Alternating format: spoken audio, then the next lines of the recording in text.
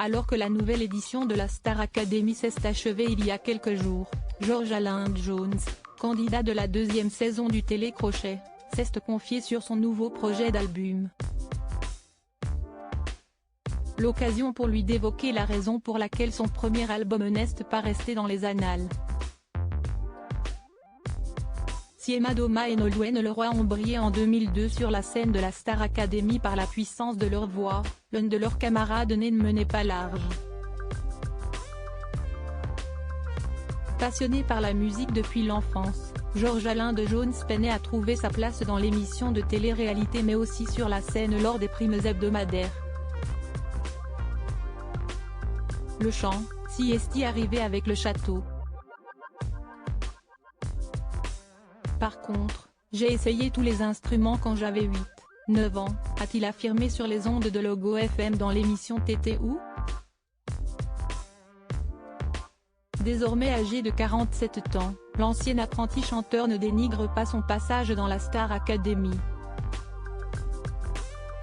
Mais il assume, il ne s'accroche pas à ce souvenir avec autant de nostalgie que certains académiciens. Je ne renie pas le fait d'y avoir participé, si est factuel mais j'ai tendance à plutôt regarder devant moi. Là, il s'est écoulé 20 ans, et si est vrai que revenir sur des choses d'il y a 20 ans, il y a un peu moins de piment. Ça m'intéresse un peu moins. Si est pas que je crache dans la soupe, si est plutôt que je regarde devant et que je suis passé à autre chose depuis. Si est donc sans surprise qu'il ne s'était pas précipité pour sortir un premier album après sa sortie du château de Damary-Lélis. Un album inattendu 3 ans plus tard, il sortait finalement un album intitulé New Jersey. À l'époque, l'album connaît un succès timide. Pas de gloire phénoménale pour George Alain Jones, et en même temps, ce n'est pas ce qu'il souhaitait. J'ai pas vraiment joué le jeu sur le côté promotionnel de cet album, j'étais pas au bon endroit. À l'époque, il peut compter sur la compréhension de la maison de disques avec laquelle il a signé, Universal.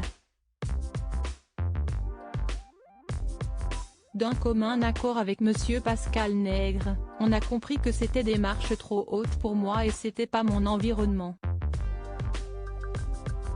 J'avais besoin d'être plus libre que ça et si est vrai que quand on signe des contrats avec des majors, à juste titre on doit décompter moi, pour rendre des comptes, il y a meilleur que moi.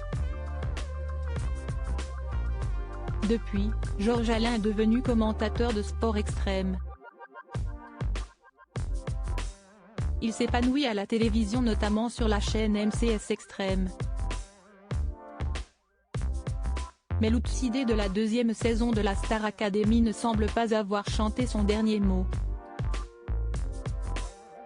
Il devrait sortir un nouvel album prochainement, intitulé Monde Parallèle.